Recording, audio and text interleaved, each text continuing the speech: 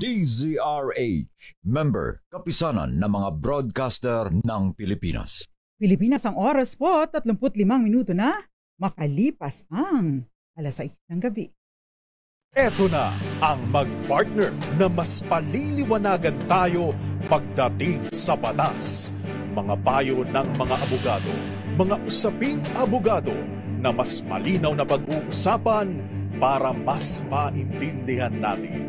Kumpanyera ng Bayan, si Attorney Rina Seco at ang Panyera ng Bayan, si Attorney Cam, Cheryl Adami Molina.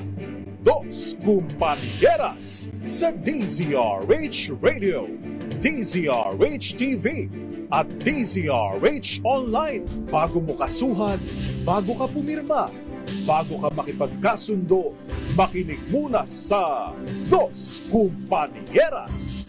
Dos Kumpanieras. Magandang gabi Pilipinas, ito po ang programang Dos Kumpanieras at kami po ang inyong mga nakakasama. Ko po si Attorney Rina Seco, Attorney Cam, Cheryl Adami Molina. Tuloy-tuloy sa pagbabalita, Tuloy-tuloy sa serbisyo. Sama-sama tayo, Pilipino. Dos Kumpanieras. Isang mabahang gabi po sa inyong lahat. Attorney Cam, ikaw ba ay nabaha papunta dito? Oo, medyo maulan. O, kasi tanghali ka na dumating. Hapon ka na dumating. Hindi, morning pa lang nandito na ako. Mas nauna ako sa iyo. Mas nauna ka nga, Kung Panyera. dumating ako ay mainit pa. Ayan. Pero nagbabanta na ang pag-ulan. Ayan. Oo. Buti na lang dito sa may bandang south, medyo humupa din siya.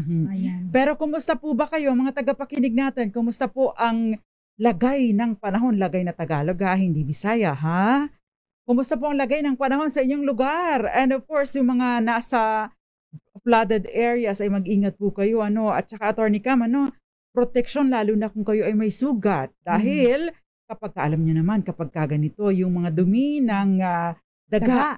Ay delikado po sa ating kalusugan. At hindi lang yung dumi ng daga, Attorney Cam, prone sa infection kapag lumusob kayo sa baha. Kaya ingat-ingat po. Dos Kumpanieras. Leptospirosis. Yes, oo. Lalo pa pong lumakas ang bagyong Hana at posibleng maabot nito ang typhoon category sa loob ng 24 na oras habang nasa Philippine Area of Responsibility o PAR.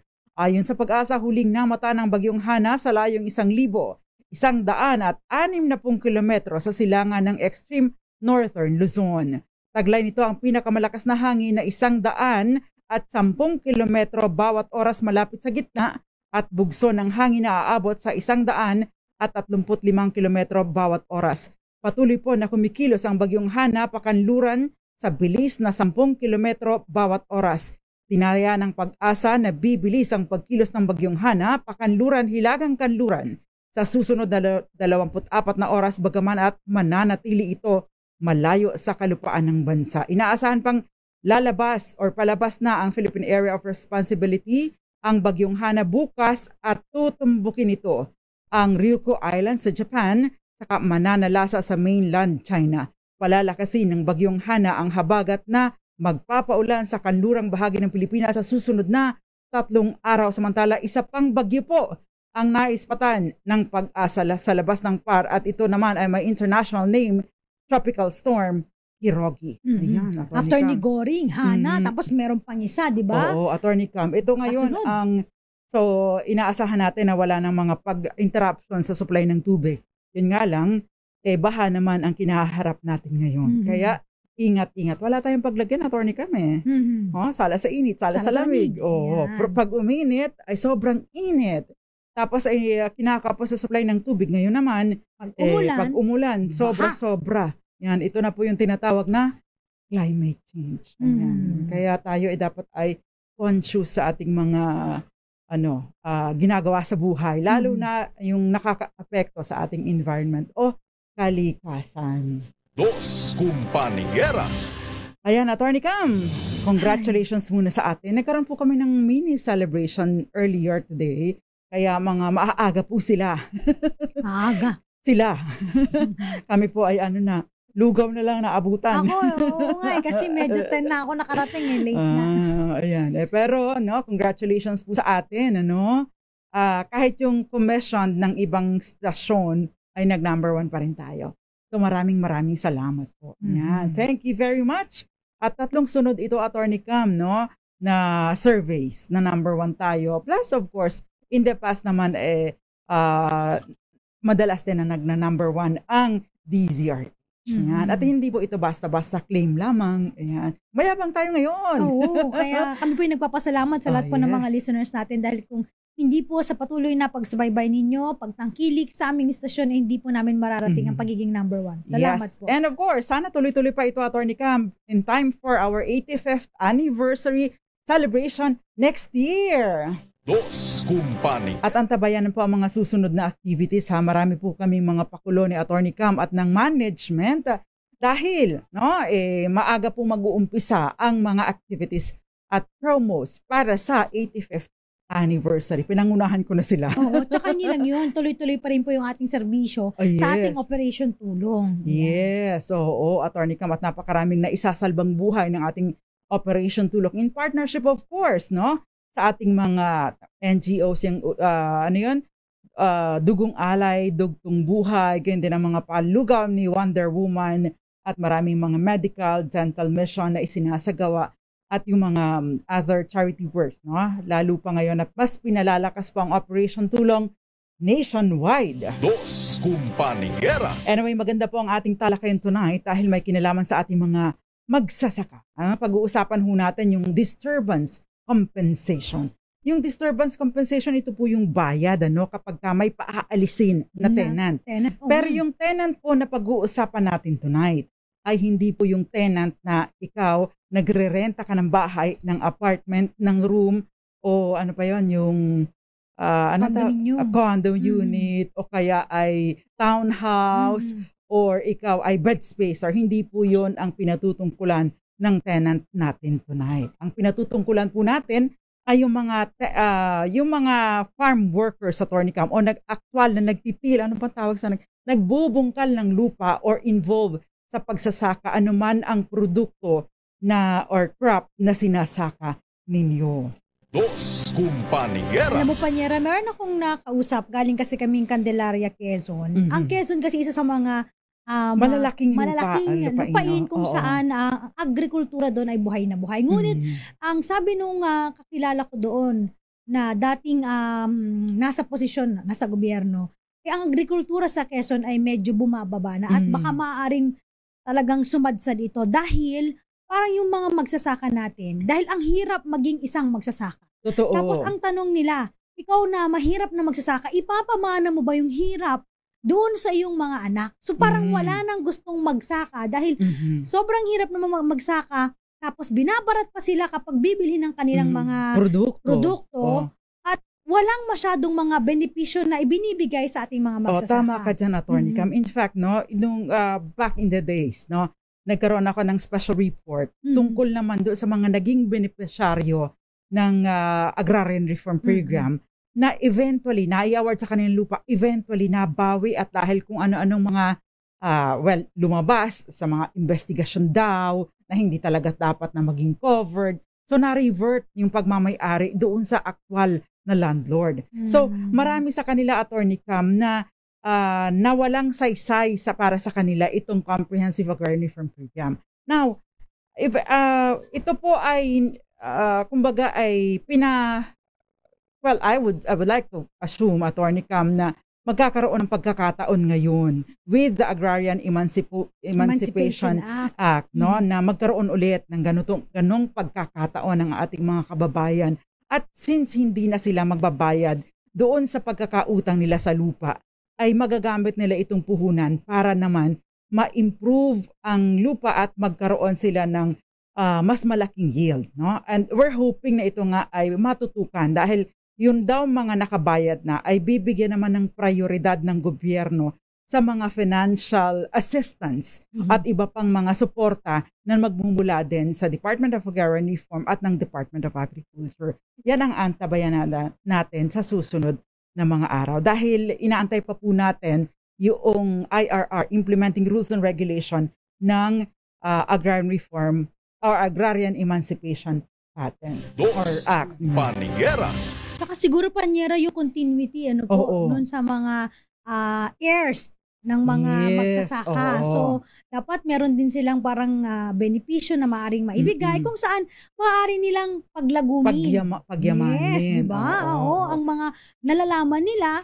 Kaya nga, Sa Atty. Cam, pagsasaka. noong ito nga ang mali sa atin, no, pagdating sa pagsasaka. Sa ibang bansa, napakayayaman ng mga farmers. Totoo yan. Sila ang mayayaman. Silang mayayaman. Yes, dito sa atin, pag farmer ka, Mahirap. ka. The reason, isa po yan sa mga rason kung bakit akong naging abogado. Dahil ang sabi ng nanay at tatay ko, mahirap na nga tayo. Dream course ko, Atty. Cam, either agriculture or veterinary medicine. Dahil mahilig ako sa mga hayop. At mahilig din ako sa, naman, Atty. Cam, mahilig ako sa pagtatanim, no? Laking bukid ako at anak ako ng mga magsasaka. Yan. Ang sabi ng nanay ko, kung mag-agriculture ka, sa lupa ka din lang magtatrabaho, maghihirap ka. Kaya nga kami nagsusumikap ng tatay mo na makapag-aral kayo para hindi nyo danasin ang hirap namin. Yun ang konsepto natin kapag magsasaka. At sa katotohanan, in reality, ganun talaga ang kondisyon, maliban na lang kung asyendero ka, no? Ganun ang kondisyon ng ating mga magsasaka dito sa Pilipinas. Unlike sa ibang bansa, na talagang sila yung mga millionaires. Oo. Dos Compañeras. Tsaka Panyera, masingit ko lang, pag magsasaka ka, ba't gano'n? Ba't wala kang lupa? No? Kaya nga itong pinag-usapan natin. Parang kagaya ng Atty. Cam. Di ba? Yes, kagaya ng Atty. Cam. Karpentero, walang bahay. Magsasaka, walang lupa. Construction worker, walang bahay. Di ba? Yes, yan nga po ang pinag-ugatan, Atty. Cam, no, kung ititrace natin itong lupang agraryo or comprehensive agrarian reform program na napakaganda sana.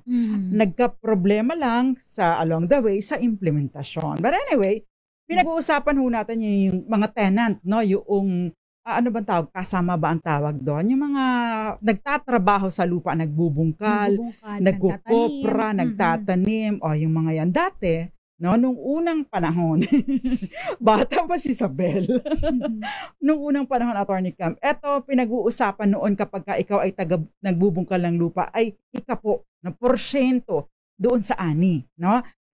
May ibibigay lang na porsyento pupunta doon sa may-ari. Tapos yung farmer, yung kukuha din nung kapraso dun sa ani. Sa amin ang tawag dyan, abasto. Okay. Abasto sa may-ari, tapos yun nga, yung porsyento, and then yung the rest ay sa... Ibig sabihin, tenant ka ng lupa. Ngayon, noong nag-take effect po itong Republic Act 3844 na inamyandahan naman ng Republic Act 6389, no? Ay dineklara na po na yung agricultural shared tenancy ay contrary to public policy. Pinagbawal na po ito and inabolish na po ito. At lahat ng arrangement na ito ay na-convert into yung agricultural leasehold relationship. Ibig sabihin, Atty. Cam, ay parang lease ang nangyayari. No? Magbabayad ka ng lease, I don't know kung paanong arrangement, pwedeng monthly, pwedeng annually, doon sa lupa. Fixed ito, Atty. Cam, at ito ay dinidesisyonan, kung hindi ninyo napag-agrihan, dinidesisyonan ito ng DARAB. So pwede kang magpasaklolo kung hindi malinaw sa'yo kung magkano ang dapat na bayaran. Dos Compañeras. Although ang sinasabi po ng batas ay ito ay dapat na hindi lalagpas yung bayad doon sa list na ito, hindi dapat nalalagpas sa 25% ng average na annual earnings or income sa loob ng 3 taon. So kukunin mo yung average at yun ang dapat na maibabayad. In short, kung kayo po ay nasa arrange, kayo magsasaka, tinasaka nyo ang pagmamay-ari ng iba, ay hindi po kayo dapat considered na kumbaga ay shared. Wala na po dapat yung shared na tenancy, no? Kayo po ay dapat ay nasa leasehold relationship na ngayon. Dos Compañeras. Ngayon, may mga pagkakataon naman, Atty. Cam, kaliwat kanan ng mga subdivision. Alam mo na. Alam na this. Oo. Yan. Sa inyo ba meron din mga ganyan? Naman, dati yung mga bukirin sa amin. Ay, ngayon, puro mga subdi na. Tapos hindi lang yun, puro malls pa. Letter V City na siya. O kaya naman, Atty. Cam, malls. Natatandaan nyo ba yung issue sa Baguio, di ba? Ginawa naman pinutol ang mga puno, ang mga pine trees para lagyan ng mall, no? Anyway, Attorney Cam, nag-digress lang kami a little. Pero, no, meron pong dahil nga gano'n, nadi-display sa ating mga farmers, ang ating mga nasa leasehold relationship with the landowner, ang nangyayari, Attorney Cam, nawawala na sila ng pagkakataon, no? At marami sa ating mga magsasaka ay hindi alam kung ano yung mga karapatan nila. Paalisin na lang. O kaya, namatay yung original si tatay, may naiwan ang asawa, naiwan ang anak. Tapos na, dahil ang kausap lang namin ng tatay mo.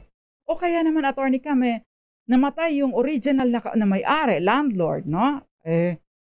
Patay na si tatay, mana na namin lupa, umalis na kayo dyan dahil paghahati-hatian na namin ito. No?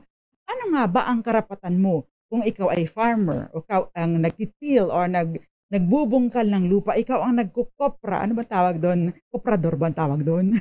Di ko alam pero nagkukopra ang tatay ko nung araw. No? Kung ikaw, ano ba ang mangyayari sa'yo? Ano ang karapatan mo? Paano kung nagkaroon ng land conversion? Yung na sinasabi ni Ma'am Grace Recta na parang paano kung dating agricultural land ginawang subdivision, residential land, na-convert, na-reclassify, no? Ano nga ba ang iyong karapatan? Dos Compañeras. Yan po ang tatalakay natin tonight. Kaya naman if you have questions, we have 0919282685 and of course pwede po kayo magpadala ng inyong questions sa ating comment section ng DZRH TV 4K live stream at Attorney Cam, saan pa sila pwedeng magpadala ng kanilang mga questions. Live na live po kami sa Facebook. Hanapin nyo lamang po DZRH News, Facebook Live, DZRH News Television, at DZRH Dos Compañeras Facebook page. Yes, and of course, tatry po namin. Ano nga bang sisikapin? Susubukan namin na sagutin ang inyong mga questions. Si Gael ay proud daw siya na laking farm. Yan. Si Snipe ba ito? Dapat ibigay ang agriculture job sa one individual para focus, ang sabi. Ito namang marami pang nagme-message sa atin, ha? Marcelo M., farmer in the Philippines, ay burdened by expensive fertilizer, yet very cheap palay. Totoo ho yan. Ayan, pati yung mga kopra, Ate Lily Baradi, magkano na ba ang kopra ngayon per kilo? Attorney Cam, basa ka ng ibang babatiin natin na nakikinig sa atin ngayon. Magandang gabi rin po. Si Gael, syempre, nandyan. Of course. Sila City daw, Oo, sila sila Aunt May na Imbag Rabi, Dos Compañeras, Marcelo M. Ayan ha, medyo traffic daw po, be careful sa daanan. And of course, Tita Amelia Miraflor Garcia, Ma'am Irene Almodovar sa mga mahabang parang Angon Rizal, and then Kenneth Arevalo and Grace Recta, Lely Bernabe Coronel, and of course, Jonas King, and Moonbeats, Magdalena Martin, Roxanne Costo, Violeta Zambrano, and Bea Macanto. Gayun din si Lane Lewis at maraming Christian Carlo Villarasa. Magbabalik pa ang programang Dos Compañeras. Ang episode na ito po ay para sa mga farmers at mga anak ng mga magsasaka. Kami pa rin po inyong mga nakakasama, ang mga panyera ng bayan. Ako pa si Attorney Rina Seco. Attorney Cam, Cheryl Adami Molina. At kami po ang Dos Compañeras. Dos Compañeras.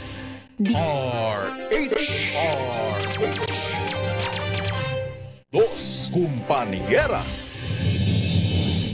Nagbabalik pa ang programang Dos Compañeras. Kasama pa rin po ang mga panyera ng bayan. Ako pa si Attorney Rina Seco. Attorney Cam, Cheryl Adami Molina. And of course, tayo po ay nagtatalakay ngayon ng episode para sa ating mga farmers, mga magsasaka, ay yung mga kasama. Yan. Mga Attorney Cam, mga farm workers. Yan. At of course, pinag-uusapan ho natin dahil nagkaroon ng mga land conversion, reclassification from agricultural land, Attorney Cam, ay na ginagawang subdivision, ginagawang mall, ginagawang commercial areas, no? Ano nga ba ang karapatan kapag ganito? Meron po tayong tinatawag na disturbance compensation. Ito yung ibinibigay, no, karapatan ng magsasaka, no, kahit hindi siyang may-ari ng lupa. Kapag paaalisin siya because of conversion, gagamitin na for other purpose other than agricultural activity, entitled po siya sa disturbance compensation. Magkano, Attorney Cam? Ito yung tinatawag na, ito ba yung 5 times, no? Oo, 5 times. Average nung kanilang, yung kanilang parang binabayad doon sa kanilang mga, landlord. 5 times nung average ng isang taon, no? Ibig sabihin, kung sa isang taon ay kumita kayo nagbayad kayo ng like sa isang taon ay umabot ng 1 milyon times 5, that's 5 million pesos. Yun ang karapatan mo. Ayan. Tsaka dati po kasi, no, bago kasi na-implement itong sinasabi ni Panyera, meron pang kondisyon na kailangan, di ba? Ang sinasaka mo, ang inaano mo ay parang 5 hectares. Pero dahil yun sa sinabi ni Panyera, pag-conversion, kahit ilan yan, kailangan ikaw ay mabigyan ng kompensasyon. Parang kompensasyon sa pang-istorbo, no? Kasi, Attorney Cam, no, kung halimbawa rin ikaw ay nag-introduce ng mga improvements na maaari pang makapagpayabong sa property, no? Dapat ay mabayaran din ito sa'yo on top of the disturbance compensation. Dos Compañeras. Provided na yung iyong pinagyabong, maaaring gamitin pa rin gamitin. Unless, of course, ito, Attorney Cam, kahit pa ito halimbawa ay gamitin siya for i-convert ang lupa for other purposes. No? Dahil syempre, inintroduce mo yun Hindi mo dapat na dinidisturb.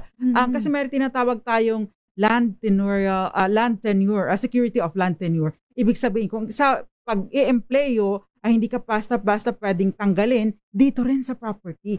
At in fact, Attorney Cam, halimbawa, ako ang may-ari ng lupa. O ikaw ang may-ari ng lupa. Ako ay magsasaka na nasa leaseholder relationship tayo. Sasabihin mo na, umalis ka na dyan, Panyera. Ako na magsasaka. Kaya ko naman ito. Dahil ang asawa ko, magaling magbungkal ng lupa. No? Kaya niyang pagyabungin ito. Hindi po maaaring ganon. No? Hindi maaaring tanggalin ang tenurial, ang leasehold agreement just because gagamitin na para or yung may-ari na mismo ang direktang magsasaka. No? Ang ibig sabihin po, sinasabi po ng batas, kung gusto niya magsaka, kaming dalawa, hindi niya ako maaaring paalisin. Yun. Dati kasi, Attorney Cam, babayaran mo lang, okay na. Ngayon, hindi na ganon. The only reason kung bakit maaari kang matanggal ay dahil sa nag-violate ka dun sa inyong kondisyones. Like, iba ang crops na sa napagkasundan niya ang itinanim mo. Pangalawa, kung halimbawa ay ginamit mo for other purpose, sa halip na pagsasaka, tinayuan mo ng laundry shop, no? Ginawan mo ng swimming pool. Dito kayo. No? Ginawa mong drug den, o ginawa mong pasugalan. So, maaari kang matanggal doon at hindi ka entitled sa disturbance compensation. O kaya naman, Attorney Cam, inabandon mo na, pinabayaan mo, therefore hindi na naging productive ang lupa. So, yun ay maaring maging ground para sa pagtatanggal sa iyo na hindi ka maaring mag-demand ng disturbance compensation. O kaya, ginawa mong Panyera, yung yung mga alagang sabong. Oo nga. Pero, Attorney Cam, kapag gano'n, pwede din kasi yun Kung halimbawa, yun ay inyong kasunduan. Kasi may mga lupa naman talaga na suitable para sa pag-aalaga ng manok, no? Pangsabong. Basta mahal ang pangsabong. Ano ka ba? Libo-libo. Merong as much as, magkano ba, Pars? 100,000 pesos ang isang pangsabong na manok. Wow. Diba? Depende kung sino bang mga mananabong dito. Dos Compañeras. Ayan. So, ibig sabihin, Attorney Cam, hindi ka basta-basta pwedeng mapaalis. Unless, of course, merong valid ground. At kapag ang alis ay dahil i-convert na ito, yun na yung sinasabi ni Attorney Cam na 5 times, no? Ng average na, actually, gross ito, Attorney Cam. Gross harvest. Hindi dun sa net, di ba? Kasi sa net, awas mo na yung awas mo na yung mga ginastos mo dito, gross pa, Attorney Cam. So, ibig sabihin, may kalakihan ito. Yan nga lang, hanggang saan ang aabutin ng matatanggap mo kapag kaganito. Sapat na ba para makabili ka ng property? Ang bagong property na sasakahin mo. Or ito ay gagamitin mo na lang na maliit na negosyo, tinda load.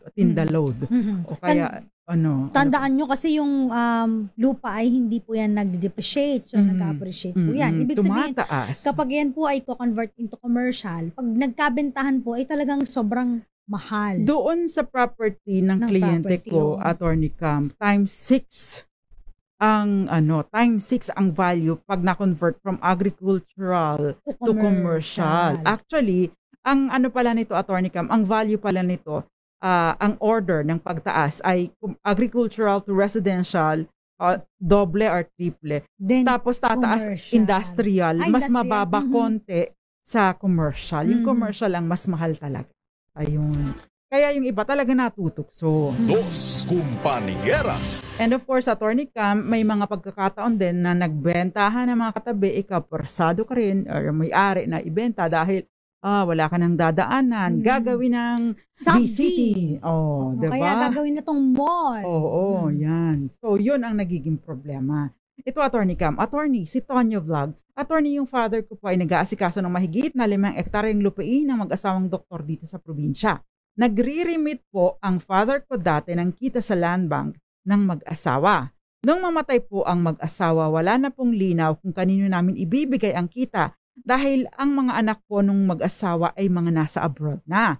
Tuloy po ang pagkopra ng father ko pero pinahinto po ng asawa nung isang anak kasi iba po ang gusto niyang pagkoprahin. Kinasuhan din po niya kami ng theft sa piskalya. Dos Compañeras. Ayan na, Attorney Cam. Ang tanong, meron bang kapangyarihan yung asawa ng anak ng may-ari?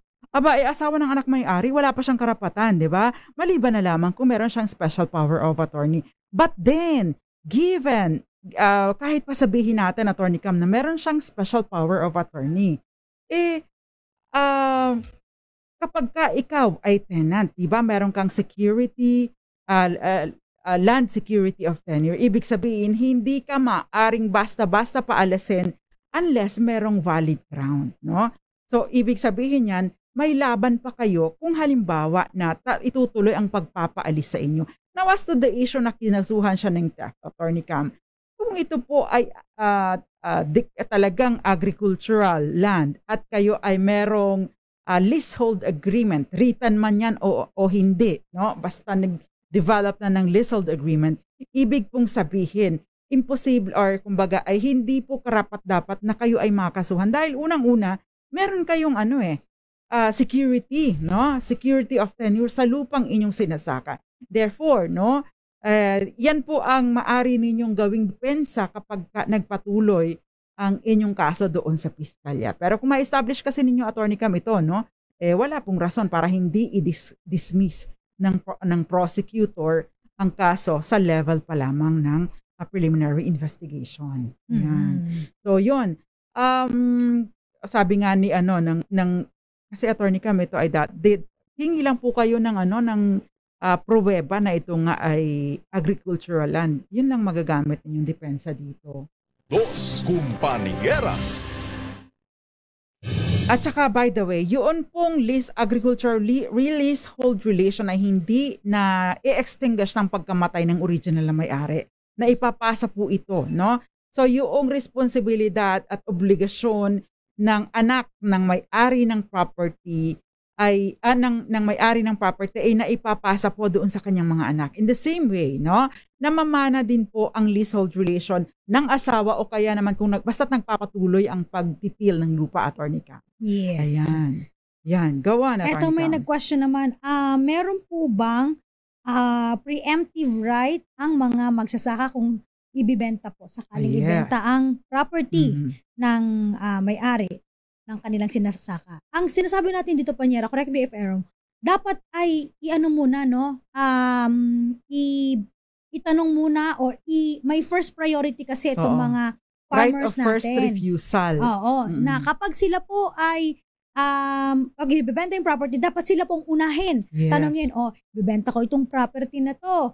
Bibigyan ko kayo ng notice na ganito ang amount niya. Kung gusto nyo bilhin, dapat mag-reply kayo sa akin. Kasi kung hindi po, saka pa lang, that's the time na pwedeng ito po ay i-offer sa iba. Kasi kung halimbawa po na hindi nyo po ginawa ito, ay maaaring maging void po yung transaction ninyo sa bibili po ng lupain ninyo. Kasi again po, yung mga magsasaka natin ay pinoprotektahan din po ng batas. Na hangga't maaari kung ibibenta ang inyong property, ang mga lupain sinasaka, dapat sa mga magsasaka muna natin i-offer. In fact, no, if you are a farmer, kayo ang nagsasaka ng lupa, wala naman kayong pera, no? Pwede po kayong pumunta sa land bank. Correct. Mag-apply po kayo ng loan doon. O kaya naman, no? Although kasi attorney kami yung effectivity kasi ng land acquisition via CARP natapos na, no? Maliban na lamang kung meron ng notice of coverage prior to yung nag-end nung panahon ni Pangulong Gloria Macapagal Arroyo. Dos Compañeras. Ayan, by the way po, no, yung kung kayo po ang farmer, no, you have 180 days para sagutin yung offer sa inyo, no? Sagutin at kung interesado kayo, mag-coordinate kayo sa land bank, no? Yun yung pinakamadali na option ninyo. Now, kung within 180 days ay may pruweba na napakita na i-offer sa inyo, pwede na po itong pumunta, no, sa Department of Agrarian Reform at magkaroon ng clearance naman, Attorney Cam, dahil kailangan din kasi nila na kumuha ng clearance na pwede na ngang ibenta ang property. Ayan.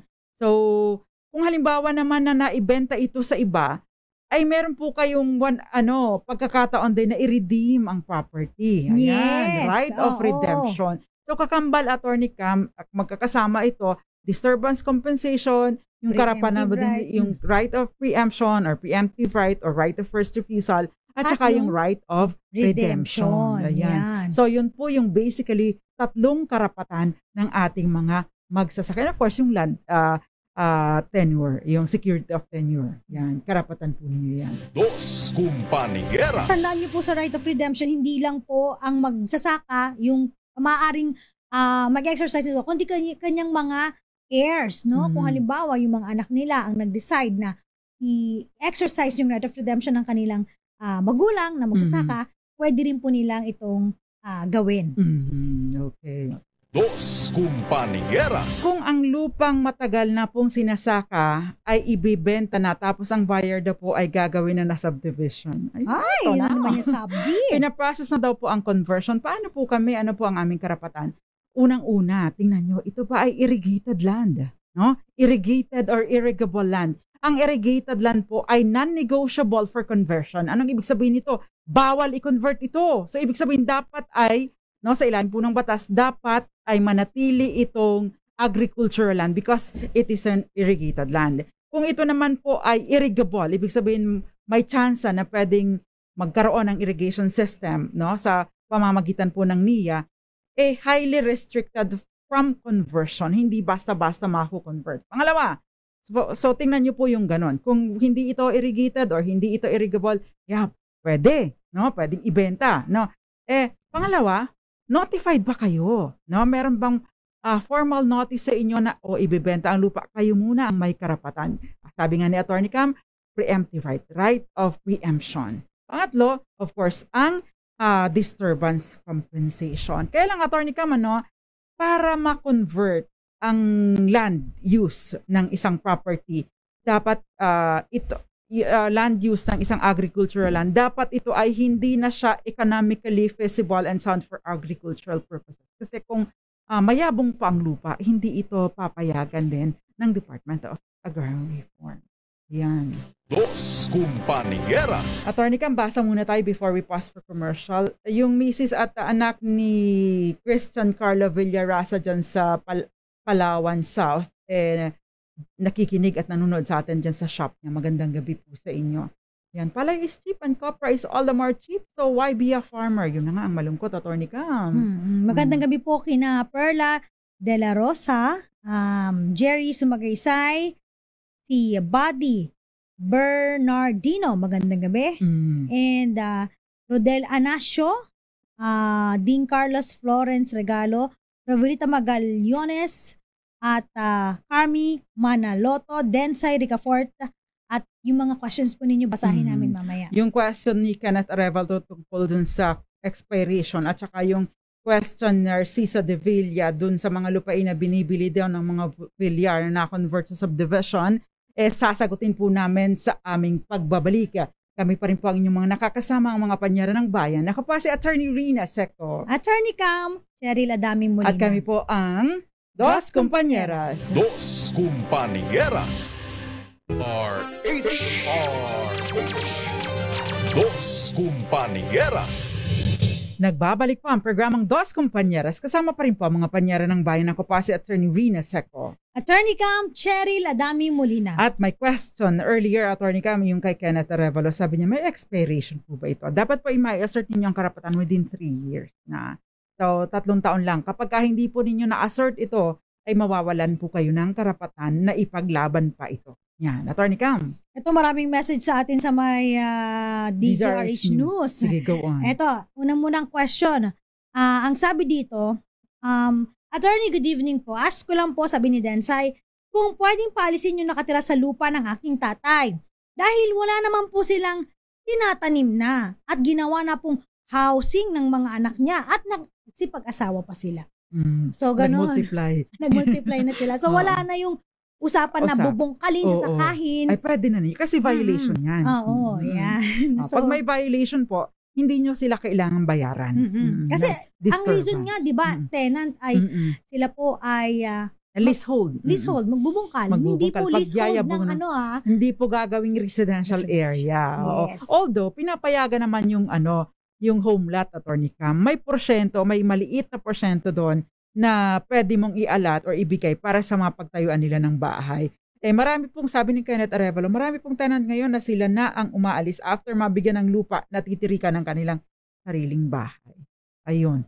Kapag kaganon, hindi ba ito ay, usually na-forfeit ito kasi give up mo yun . The reason kung bakit ka nagkakaroon ng allotment for home lot is kasi nagpapatuloy ang pagbubungkal ng lupa. Yung iba kasi kukunin lang alis na. May mali po yun. O, diba?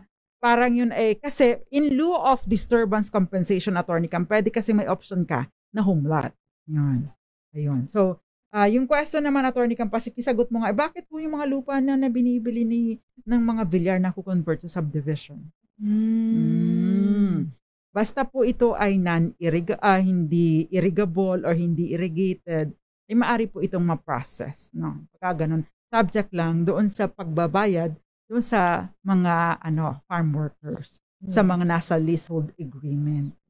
Si Buddy may question. Sabi niya, ayaw pong kilalanin ng landlord ang nilagdang batas ni PBBM na dapat condone na yung rentals ng lupang sinasaka. Nagpapabayad pa rin ang landlord sa kuya ko.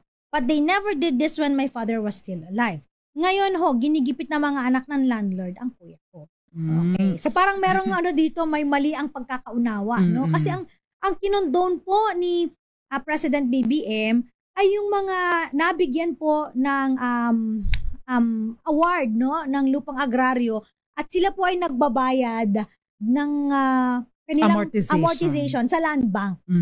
Diba? Pero hindi kasama dito kasi yung leasehold agreement na bayad mo sa renta. No? Correct. So kung kayo po ay na-awardan bilang bagong magmamay-ari ng lupa, yun po yung saklaw nito. Yes. Pero kung kayo po ay nananrabaho pa lang doon sa may-ari ng lupa, ng iba, hindi po sakop yun. Yes. Magbabayad at magbabayad Correct. po kayo. Ayan. Dos Compañeras. Ayan. Kung halimbawa po may tinayong bahay sa lupa na sinasaka ng tenant, tapos ang gusto po ng may-ari ipatanggal na kasi nababawasan daw po yung lupang para sa sakahan.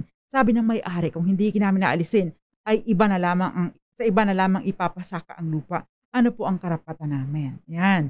Sa 3844, RA 3844 po, nananatili ang kanyang karapatan for a home lot. Ibig sabihin, kung kayo po ay nagtayo na ng bahay dito, karapatan po ninyo. Huwag nyo lang sasako po ng buo. Baka naman sinakop na nyo ang ilang hektarya. Pinagawa na nyo ng kagaya ng kay Attorney Cam na ginawa ng parang housing area. Ay hindi naman po ganon. Maliit na portion lamang para sa inyong bahay, may kaunting maliit na bakuran para mag-alaga ng baboy, kaunting manok, pwede yon. Pero hindi naman yung, meron na talaga kayong poultry na pang maramihan, nagsusupply na kayo sa palengke, iba na po yun. Ayan. Yan. Next. May question pa dito sa ating DZRH News. Sabi niya, magandang gabi po, sabi ni Carmi. Anong karapatan na anak ng mga tenant Ngayon po ang lupa ay binibenta na nang walang kaalam-alam yung mga anak ng tenants na nagbubungkal sa nasabing lupa. Dapat po ba silang umalis sa binubungkal nilang lupa? Dahil pinapalis po sila na nakabili sa lupa. Okay, ito na yung sinasabi natin, Panyera, na meron dapat na disturbance compensation. At saka dapat, hindi ito binenta sa iba. Tinanong muna, no, yung nagbubungkal kung gusto nila na bilhin yung property. Actually, kahit nga mabenta ito sa iba, hindi kayo dapat mapaalis kung hindi ito i-convert into other purposes, other use, no? Kasama po ito sa yung Land Security of Tenure na nananatili ang inyong karapatan bilang magsasaka or kasama sa lupa, no? For as long as tuloy-tuloy for agricultural activities ang property. Unless of course i-convert ito into other uses. Pero at saka kung halimbawa kayo ay merong violation. Pero just because it's sold to someone else, obligasyon po ng bagong may-ari na i-honor yung leasehold agreement, no?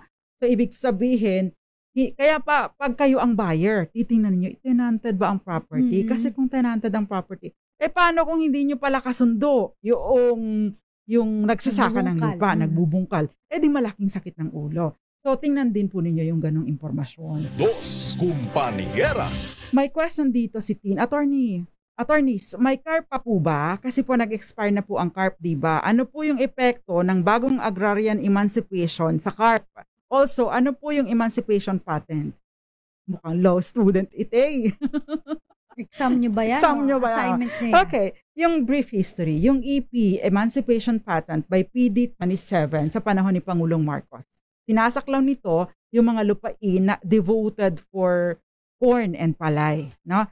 Doon sa PD 27, binibigyan ng pagkakataon ang ang palay and corn farmers na makapagmay-ari ng hanggang 5 hektarya na lupain. No? At ito ay babayaran, i-amortize for a period of 15 years. Yung may-ari, no, merong tinatawag na retention limit, ibig sabihin may retention right na hanggang 7 hektarya. Ngayon, nung panahon ni Pangulong Cory Aquino, June 10, 1988. Alam ko dahil birthday ko. June 10, okay? Na isabatas naman yung Comprehensive Agrarian Reform Program na nireduce Attorney Cam, no, to hanggang 3 hektarya ang pwedeng i-award para sa mga magsasaka, no? Tapos 5 hektarya ang retention limit para sa may-ari at ang kanyang mga anak ay may karapatan sa bawat anak niya ay mayroong karapatan na 3 hektarya. So ibig sabihin, nireduce nito. Pero in-expand ang coverage to include other agricultural activities at hindi na lang limitado doon sa corn at saka sa palay. Ayun, yun po yun. Dos Compañeras. Etong sa CARP, Attorney Cam, hanggang 30 years ang pagbabayad. Pero yung Agrarian Emancipation Act, yung mga lupain na na-acquire noon at hinuhulugan pa hanggang sa ngayon sa ilalim ng PD 27 at sa ilalim ng Comprehensive Agrarian Reform Program, ay ito po ay kinundo na. Ibig sabihin kung may utang pa, wag mo nang bayaran. Ayos na yun. Quits okay na tayo. Yan. Yung nagbayad, wag kayong magproblema. Meron daw kayong priority in terms of assistance mula naman sa gobyerno. Yun. Anong nag-expire? No? So from 6657, yung Comprehensive Agrarian Reform Program, nagkaroon ng extension for another 10 years ni Pangulong Ramos. Nag-expire din ito at hindi na fully implement. So pumasok naman si Pangulong Gloria Macapagal Arroyo na in-extend naman siya for another 5 years. No? Ito ay po yung CARP extension. Kaya lang, Attorney Cam, marami pa din kahit pa nag-expire na ito nung 2014, nung June 30, 2014, kahit nag-expire na ang batas na ito, sinasabi po doon na nagpapatuloy pa rin ang epekto ng CARP insofar as yung na-issuehan ng notice of coverage on or before the expiration of the CARP extension. So, ibig sabihin, kasi nagkasukaso pa yung iba hindi kami kasali dyan. Hindi ito agricultural land. So, yung nakapending pa po, magpapatuloy po ang acquisition noon kung sakasakaling may mga beneficiary pa. At kayo po ay papasok pa din doon sa emancipation na hindi na kayo magbabayad kung sa inyo ma-award ang property. Dos Compañeras. So yun po ang pagkakaiba nila. Anyway, naubos ang ating oras, Attorney Cam. Oo, ayan, magandang gabi muna sa mga laging nakatutok sa atin, si Christian Carlo Villaraza. Magandang gabi daw dyan sa kanyang mama sa Bulacan. Ganun din po kay Mr. Luding Bunggaling dyan sa may Candelaria, Quezon. At syempre kay Palma Tintin ng Bohol, kay Nanay Connie Vista ng Virac at si Papa Will and Mama Sinta ng Olongapo. May question dito. Paano naman na-convert yung sa Buena Vista? Sa palengke, irrigated yun. Yan ang malaking tanong. Yan talaga. Dos Compañeras. Anyway, thank you very much po sa panonood ninyo sa amin. Magandang gabi sa iyo, Nancy Madrona. Gayon din, nanonood sa atin, Carly Yasalo. Maganda daw ang topic ngayon. And of course, si Alex Madrona, Ate Lily Baradi, and of course, Ate Ching Elag, and Miss Judith Bagon. Gayon din.